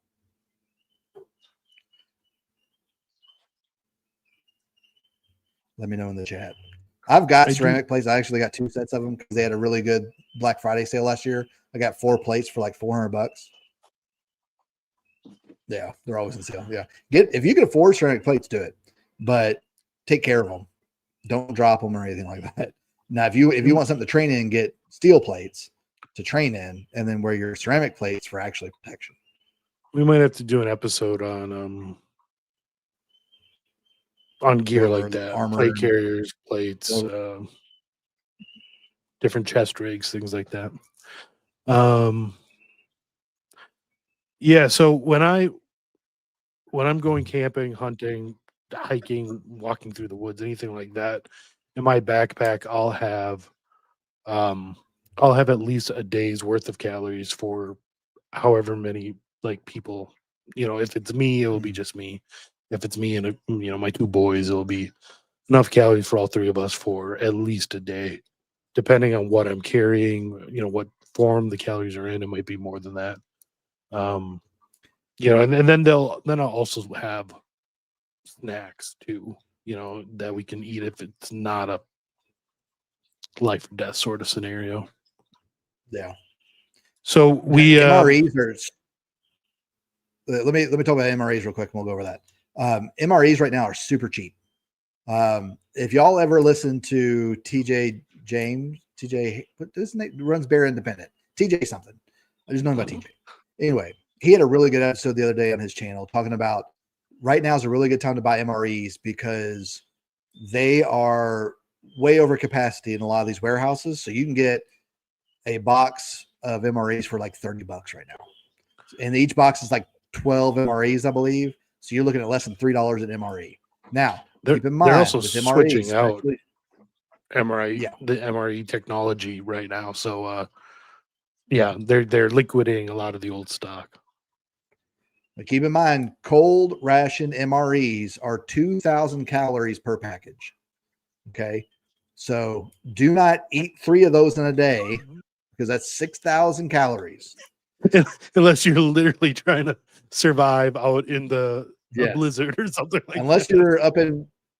Unless you're up in Minnesota and you actually need 6,000 calories because you're shivering to death, then do it. But other than that, make sure to take a gander at what you got and make sure you're not eating cold. MREs. Also, the cold rations don't come with the chemical heater. You have to heat those a separate way if you want them warm. You don't need to heat them up really. But have you tried the First Strike MREs? Yeah, we first got those in Afghanistan, and they were great. I liked them. They're great little packs for hiking and stuff like that. Yeah, because they don't need water or anything like that. They're good to go. I got 2 more items. I'm gonna go over. Okay. So this is a solar panel with a bunch of little attachments in here. Okay. So when I go anywhere, like I'm out in my land, whatever I'm doing, I can plug this up to something and charge something. I can put it in the back of my truck and keep it charging while I'm driving or whatever. These things cost like $40 and they're way better than they were like 10 years ago. Yeah, they work really well these days. Like that. Yeah, they've gotten really good. And it's got all the attachments for whatever I want to plug up. But the last thing I want to go over is I carry a bear mace in the car. I carry it in the door because when I drive through Birmingham, and we don't really have an issue with Antifa or BLM or anything as much as other cities might, but I'm real close to Atlanta too. I was just in Atlanta last week. Actually, took my kids to the aquarium. And the last thing I want to do is caught in a John Brown gun club riot. And, you know, I can't do anything about it. That bear mace, you roll down that window and spray it in somebody's face, you're going to be able to get away. So it's a non-lethal capacity to be able to not have to pull your firearm, not have to stay around and fill out a police report or any of that, just so you can get out of the situation. For me, I have a couple different EDC guns that I will carry depending on the situation. So the Walther fits almost every scenario, but so for like if I'm going to be well, with like deer season coming up, if I'm going to be in the woods hunting a lot, instead of the 15 round 9mm, I'll carry a 44 Magnum outside waistband. This is a Smith and Wesson. Forget the exact model number, but it's 44 Magnum. It's scandium frame, so it is light. It's easy to carry, but it's painful, very painful to shoot. It is one you only want to shoot if a bear is charging you down, and and for ammo for that, I have the 44 Magnum hard cast that will put down a moose if I needed to.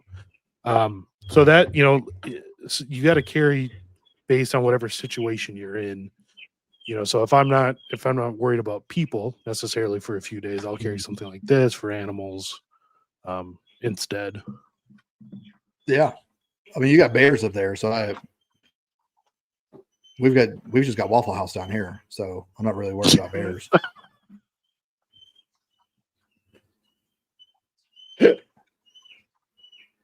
I'd be more worried about Waffle House, to be honest. I don't know if it depends. I've seen Steve eat crazy stuff. So, look, to work at Waffle House, I heard you have to kill a family member. So, like, that's not people you want to mess with. I would not eat an MRE after expiration date. That's me personally. It depends on how it was stored, honestly. But yeah, like I used to eat those things all the time in the Marines, and I really don't want to eat them now unless I have to. We used to eat tray rats, which was like MREs in bulk, right? So it was a bunch of like powdered eggs. They throw some water in it, put the heater on it, and like you eat like a big tray rat of scrambled eggs, and they're horrible. Like you can't put enough Tabasco sauce on those things. But if that's all you got to eat, you don't really have a choice. But yeah, I wouldn't eat them after expiration date. That's my personal. You go for it. If you got a stomach lined with steel, have at it. It depends on the situation too. Like if you're legitimately like close to starving and that's what you have, you'll eat it. But you're not going to try to put yourself in that sort of situation. Yeah. There's much better options. Yeah. Do I use 10mm for bear or 44? Either or, both. Yeah. Honestly, so I do have 2 10mm. I have a Smith and Wesson M&P Performance Center in 10mm, and then also a SIG P220 in 10mm. Both of those will get the job done. Don't get me wrong. The 44 Magnum is more for moose. 10mm might not put a moose down. Yeah, we don't really. I mean, the biggest thing we really have to worry about down here is like packs of dogs, right? But I've got a rifle for that, right? Especially because I live out in the country. People just they love to drive out to the country and just leave their dog, and so then now we've got an issue with dogs that come up, they'll attack my chickens and stuff. Yeah, but we have black bears here, but black bears are scared to death of people. They are. We used to yell boo at them and they'll run away. If y'all ever see the videos from like Gatlinburg where like the black bears are there and people just like yell at them and they run away, real bad. Like, we don't really have hogs down here as much. There are portions where we have them, but nothing like Texas or Ohio. Texas and Ohio are like the worst places for hogs right now. So Bobby is right here. He says you got to get good 10 millimeter. A lot of the mass produced stuff is basically 40. And that's so 40 developed out of 10 millimeter because 10 millimeter Mhm. was developed by the FBI. They find it had too much recoil, so they basically made a lower power 10 millimeter and called it 40 Smith and Wesson. And unfortunately, that means a lot of 10 millimeter ammo off the shelves is not as loaded as hot as it could be. So in my 10 millimeter guns, I use Buffalo bore. It's loaded basically as hot as the specifications allow, so it will get the job done. Yeah. Mr. C is right. 10 millimeter is fine for black bear. I wouldn't count on it for grizzly. So if you're out west and have brown bears, Grizzly 44 Magnum's probably where you start for those. Yeah, absolutely. All right. I think make sure I don't have anything in my bag. So the backpack I carry is an Everly stock. This is a what do they call this? The little trick, because this one has a pouch in the bottom that'll flip out, that'll come out, so I can put a rifle in it. Nice. Short rifle, like my 300 Blackout will fit in here. What else we got here? So I got a notebook.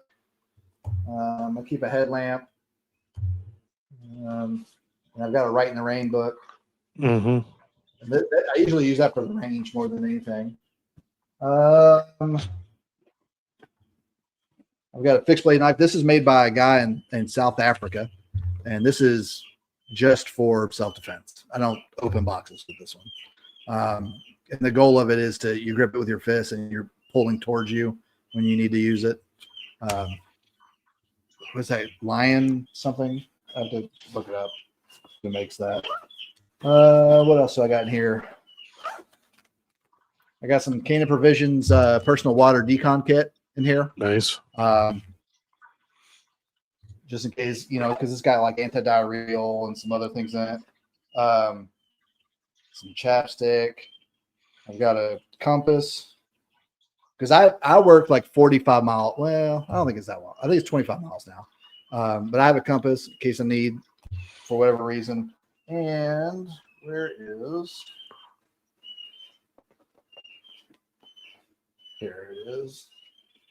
Oh, nope, it's not in there. In here? Nope, not in there. Oh, here it is. So this is... You know what a seal cock key is? No. You ever see on the side of a business and they have a spigot and it's got no handle on it? Yep. That's what this is used for. Okay. So if I need to get access to water on the side of a business, I can use this to get access to water. That's what these are designed for. So I keep one in bag. So if something happens and I need to get access to water and I can't get it anywhere, and I see a spigot on the side of a business building, I can use one of these to turn on the water and turn it off.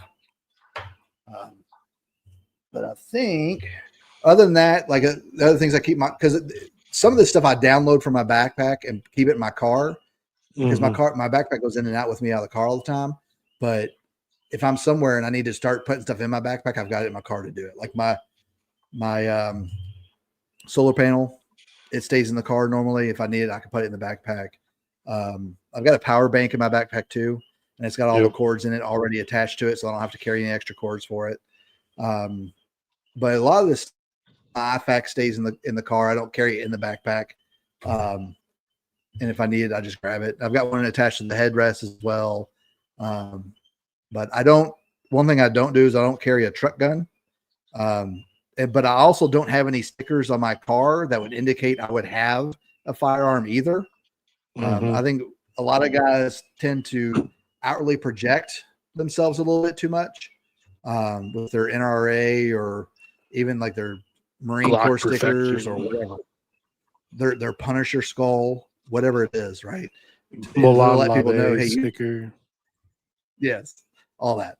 I have a solar charging power bank. But yeah, you don't want to indicate to everybody. Yeah, it's got all the cords in the back. Mm-hmm. It's got USB-C and all that. But you don't want to indicate to everybody what you may have. We had an issue with that when I worked in the fire department in Georgia.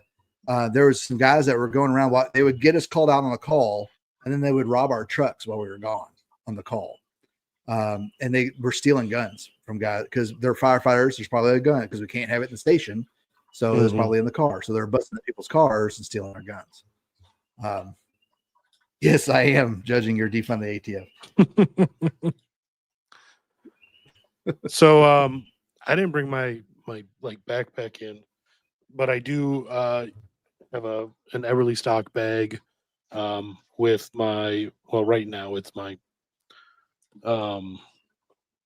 my Flux Legion, the one based on the 320. I'm gonna get the one based on the 365 when that comes out. But that's got that in there, extra mags for that, and then an IFAK as well.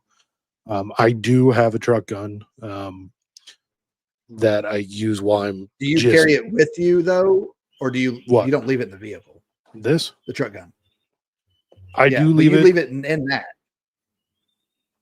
Well, I have a truck gun besides this, so I keep a 300 black pistol locked in a case attached to the seat frames in my car.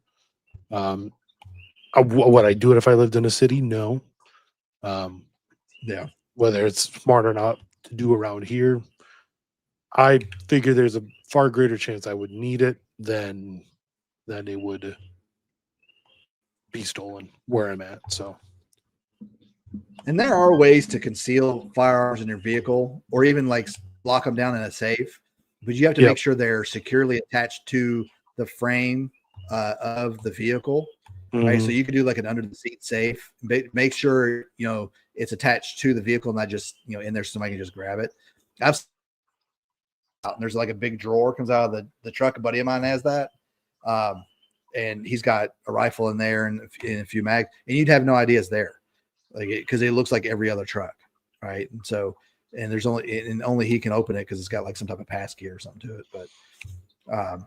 But I don't carry one into my vehicle. Even if I did, I wouldn't tell y'all, because I go downtown a lot. Right. And I don't want somebody saying, hey, there's a, vehicle that might have a firearm, and I'm gonna bust in real quick and snatch some stuff. But if I did, it would be one I wouldn't mind losing. Yep. Right. It wouldn't be an expensive rifle. It would be like a $500 PSA special. That's what I have. All right. Anything? I got stuff everywhere. It's gonna be a phone to clean up after. Yes, it is. I'm gonna be in there for a minute trying to get all this stuff back in my bag. Especially, I cleared all the guns, so I have magazines and single rounds just sitting all over the place here. Make sure I don't have anything else that I forgot. I think that's it. I don't have anything else to go over. Do we want to play the video and then we'll do questions? Yeah, we do got to play the video. Taffy, buddy, thank you. I can feel it coming in the air tonight. Oh, Lord. How much time we got? I've been waiting for this moment. 25 minutes.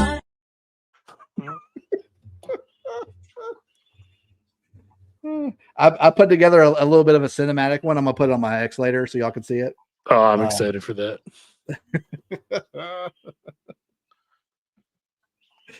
All right, so let's answer some questions. Let's go to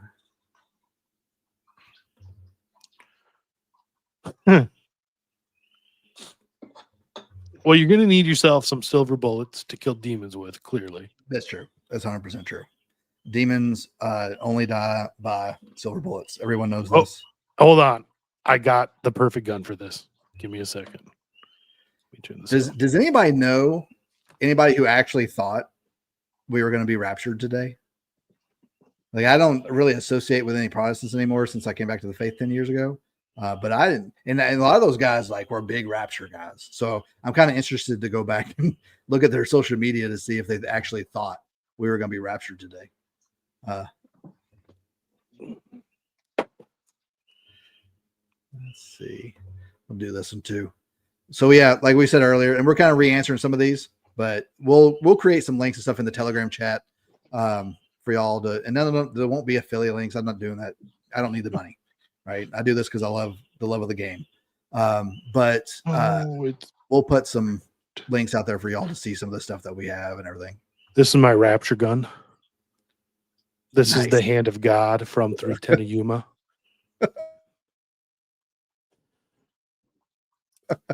This thing actually shoots. What does it shoot? So it's chambered in 357. So it's not, a perfect replica, obviously. It's not cap and ball or anything like that. But this thing is heavy as heck, and it shoots 357 like a dream. Especially compared to shooting 357 out of my wife's little Ruger SP-101, super light little thing that hurts. But this one, it feels like nothing. This thing's fun. Yeah, and that's something to keep in mind. If y'all have never shot a firearm, especially the women that may be watching, shoot a heavy gun because it won't have as much kick and it won't scare you as much. Right. So like shoot it like I taught my wife on a Beretta 92. And now, I knew Beretta 92s from when I was in the Marines. We used to, hammer tent spikes in with them, but civilian Beretta 92s are much nicer than what I had issued to me. They're very nice. I love mine. Right? So and much. She loves it. I bought her one for Christmas this year. And I put some walnut grips on it and she loves it. But the first time shooting, shoot something heavy. Don't shoot a little tiny gun. You're never going to want to shoot again. Shoot something heavy so it reduces the risk for you. I don't know if this is the fault of women or the fault of gun store employees, but this is almost like the first gun or first style of gun for almost every woman I know that likes guns, and this is terrible. That's a first gun. It really is. Even for guys. This thing looks small and cute and whatnot. This sucks to shoot. It really does. Even 38 special. My wife's first gun we bought for her was the Ruger LC9. And that thing is horrible to shoot. You can't hit a thing with that thing. It's way too light. It's just ridiculous. Yeah, I've my wife's first gun was an LCP, the first LCP. And that thing, the way it was machined, the metal on the slide was like you would go to rack it and you would cut yourself just on the corner of the slide. It was machined so sharp. I don't know. So then we got like the LCP Max, and it all sucks. Shoot the biggest gun you can conceal. Yeah, Missy, that was likely adrenaline that was doing that. Because 22s are, especially a revolver, are very nice to shoot. You just needed to be honest with you, you just need to have a semi-auto and just dump a mag first and then shoot seriously after that. Just get it out of your system and just dump a whole entire mag and just dump it in. You don't even have to shoot anything. Just shoot the dirt, right? Just get it and then shoot seriously. What a Kel-Tec. I have a Kel-Tec P17, and I love it. It was like $160, and my kids love it. I've never had an issue. 22 is just notorious for one being dirty ammo. Yeah. And two, it's notorious for jams and failure to feed and failure to fire and all kinds of stuff, right? I've never had a single issue. I've fired hundreds of rounds out of my Kel-Tec P17 with Brownell's 22 long LR ammo. Never had a single failure in it whatsoever. I love it. And I'll put my suppressor on it, and my kids love it. In fact, my son always asks if he can go out and shoot his. He thinks it's his gun because he shoots it so often. But it was $160. I mean, like, I paid more than that for ammo for all my other guns. Yeah, that's true.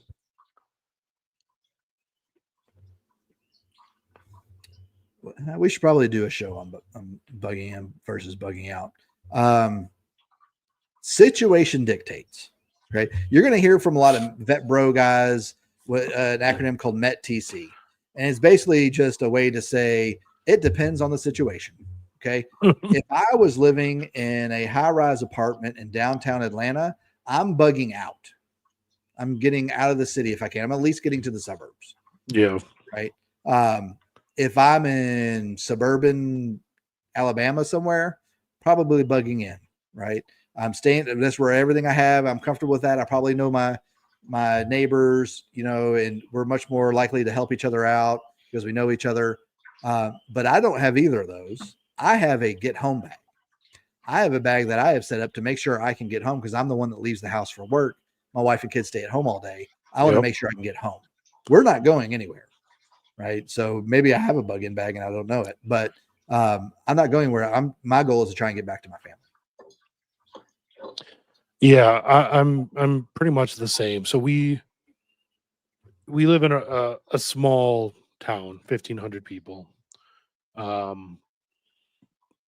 We're a little unique because the area we live in is a kind of a tourist spot for vacations and outdoor trips, things like that. A lot of people have cabins up around here. So yeah, my bag is, like you said, a get home bag. I would make sure to get home first, get settled. But then maybe after a period of time, I don't know how long exactly, there would be a lot of properties around here, secluded properties that would have no one at them, right? Because in a real like long-term emergency situation, people aren't going to make the 4, 5, 6 hour drive from wherever they live up to their small property around here. So there'd be a lot of space to go to, I guess. Yeah. And we'll do it more in a more detailed show, but like it was basically the TTPs of most preppers that they were going to bug out to the forest and they were just going to hunt and camp until like society became civilized again. Right. The thing is most people are going to do that. So which means you're going to have no game to shoot anymore. You end up shooting each other for things. But a good book to read about it is called 1 Second After by William Fortune. And then he's got like 1 year after and all that. But he really goes into a lot of the issues that a lot of people don't think about. Another one are 299 Days by Glenn Tate. It's a whole series. And his is more about like a slow collapse. And that's more what we're in right now than anything. And that's probably a little bit better. But another series of books is by Angry American. What are they called? Getting Home, something like that. Those are some good ones. Man, I read a lot. What do you want me to do? I can't wait till my kids are old enough where I can read again. Yeah. They're at that age where, one, they don't really allow the time, and two, they also are tearing books out of hands and ripping pages. And I'm thinking I'm gonna do because I think on Fridays I'm just gonna do like a quick episode by myself. I may just throw it up on X or something of like that week's like intel insights of things going on, because I don't know if y'all saw that September 20th a alert was put out that the IRGC basically told all of its sleeper cells everywhere throughout the world to go ahead and activate and start taking care of business, right? Really? So and like all the police departments. Those of you who don't know that, he's talking about the Iranian Revolutionary Guard. Yeah. So like the Quds Force and stuff. And that's in response to when Trump killed Soleimani, who was like the Quds Force general. He was basically responsible for all the terror that Iran is responsible for the last 20 years. A lot of the terror in Iraq and Afghanistan that was through Tehran was done basically with his blessing. So anyway, yeah. So there's for Taffy, there's another really good book called Day of Wrath, unfortunately as well, and it will scare you to death. And just because what it does is it goes over, it's a little novella. It's like 120 pages, maybe at most, but it goes over a story of basically random terrorist cells throughout the United States that activate and how they operate. And like if that were to happen, this country would be in chaos. And all it needs is like 12 guys to do it. The 12 guys could bring this country to its knees if they did it the way that William Fortune is based his book off of a plot that was stopped when they took a terrorist cell down, I think in Texas. And that's what it was based off of. So it'll scare you to death if we read that book. But yeah, I might start doing that on Fridays. Just do like a quick 5-minute roundup of all the stuff going on. There's been a lot there in the last like week. There's been a lot going on. Well, you have access to StreamYard, so should be able to use that to record. I might just record something and just throw it up or something maybe. But let's see. Do we have any other questions? I don't know anything about Benelli rifles. I'll be honest. I don't either. I've never shot a Benelli. I've shot Benelli shotguns. Right, they make great shotguns for sure. I don't know about the rifles. I mean, honestly, it's hard to go wrong with Italian firearms. It's true. I'd stay away from the Mauser 30-06 right now, though. I think I wouldn't use that one. It's probably in bad taste. Unless you can get a really good deal on one, then maybe. Well, you can definitely get a good deal on the 320s right now. Can you? Well, the pawn shop near my house has one for sale for like $180. I thought about buying it and just like taking the firing pin out for later on, and maybe like they'll do a recall and I can send in and get a perfectly good one. Or you'll have a friend you're no longer going to be friends with, and you put the firing pack in it and give it to him as a gift. Yeah. Give it to somebody I don't like. For what purpose, Taffy? Taffy's asking bolt or semi-auto. Yeah, it depends on if you're shooting game or you're wanting to shoot really long distance, I would do bolt. Especially suppressed. Yes. Like I have a Ruger American Gen 2, and I've got it suppressed, and I've got a Arkin 5-25 scope on it. And it's only got a 14-inch barrel, and I can stretch that thing out to like 1,600 meters. What's it chambered in? 308? 6.5 Creedmoor. 6.5. Okay. Mm-hmm. Yeah, 6.5 Creedmoor has everything about it is better than a 308 for long distance shooting. Yeah. I have a Sig Cross and 6.5 that I'm gonna suppress this year for deer hunting. Yeah. If you're saying general, maybe some hunting, not long distance, not suppressed because you're in California. To be honest with you, I would go with the PSA M110. Yeah, it's in 308. Saber. Yep. Yeah, that's what I would go with.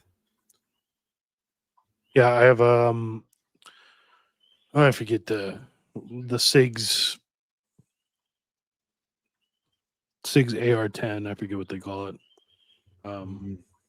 I've got a few guys I know who have bought the PSA M110, and they're surprised at how well it shoots.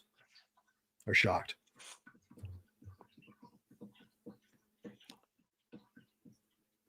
Good bolt gun is the best. If I'm not fighting, need fast follow-ups, I'll take a bolt gun. Yeah. If I'm taking measured long-range shots, I'll use a bolt gun all day, every day. Yeah, that's what it is. Yeah. That's what it is, the 7.16 tread.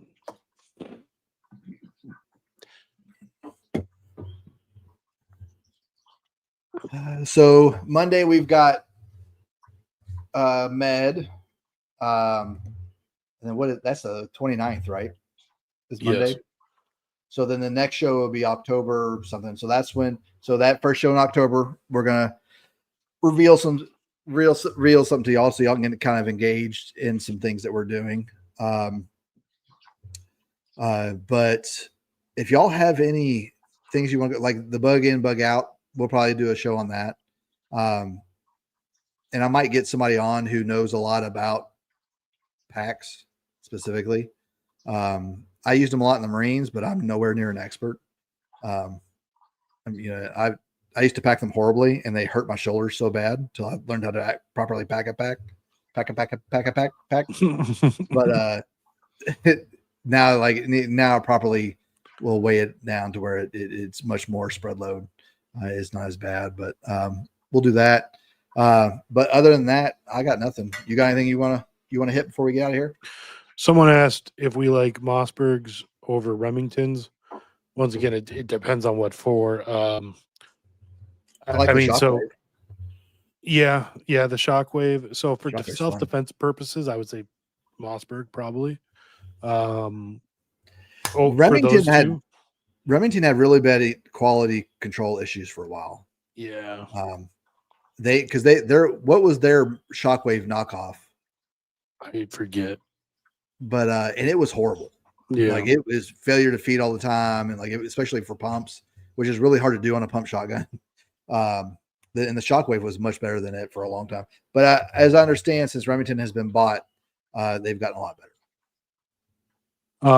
I mean, also like Berettas have their A300 Ultimas. Those are great self-defense. Benelli, of course, has the M4, right? Or is that the M2? Or is it both? Might The be M2 both. Army and the M4 Marine? Maybe. I didn't use the shotgun in the Marines, so I'd have to look it up. That was more of a breacher tool than anything. Yeah.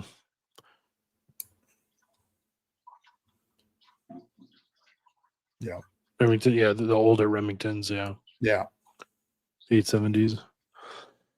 I mean, for trap, I use a Browning. For bird hunting, I have a CZ double barrel. So it all depends on what you're using it for. But yeah, you get a nice over under. You can get a Turkish over under for pretty cheap. the wife uses I think the brand name is Pointer, but it's made in Turkey. Over under. You can get Turkey does some crazy stuff with some firearms lately. I've seen some. Their whole firearm industry is really German in origin. Oh yeah. The all the German companies set up machine shops and manufacturers there prior to World War I, when they were allied. So that's why, like, your Conics are basically Walther clones, because it's Walther machining, Walther tooling, all that sort of stuff. Cool. I had no idea. I used to have an old West German 226. You used to? Yeah, I used to. It was actually a issued firearm to, who was it? It was like Georgia State Police or something. I can't remember who it was. It was You sold it? It was in 350. I didn't know what I had at the time. I was dumb.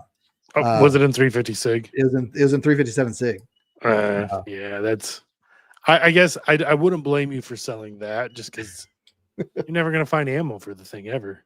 No, I mean, I wouldn't sell it now. It would be I would keep it. True. But if I knew what I had then, but yeah, I had no idea. I was so dumb. I don't sell firearms now at all. Like when my dad died, he left me I got all his firearms from hunting and stuff.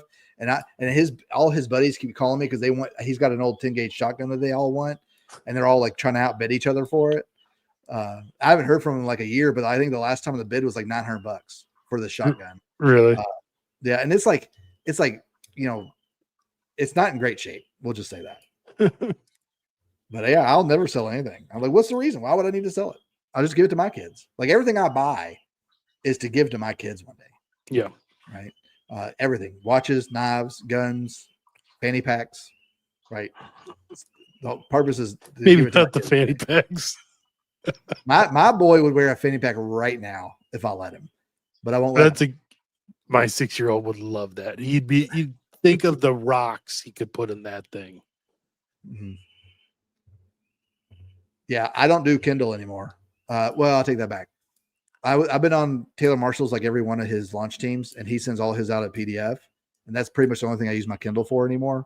But yeah, real books there's nothing. No one wants to snuggle up on a couch with a coffee and a PDF. So I when I read, it generally is ebooks, because it's easy to keep with me wherever, and I never know when I'm going to have time. 2, the kids can't rip it or spill juice on it or things. But what I do is anytime I buy a book to read on Kindle or whatever, I also always buy the paper version too. Yeah, yeah. fanny packs. I thought contraception was immoral. We if you'll see in the movies, you always see the guys in the Marines, and they have these really thick Coke bottle glasses. We call those BCGs, birth control glasses, because those were the glasses you had to wear those because they you couldn't break them. True. But yeah, those guys were not having any success with the ladies on the weekends. All right, I think we're gonna wrap it up because we'll just sit here and banter. We could do this forever. You'll do that Midwest goodbye, and I'll do an Irish goodbye, and it'll be horrible. I'll still be talking, and you've been off screen for 10 minutes. I'm by not that even here point. anymore. Just see the background. Where's he at? Hear me messing with those damn chicks that won't shut up. Just don't. All right, y'all. Till next week. Yeah. Let me end it here.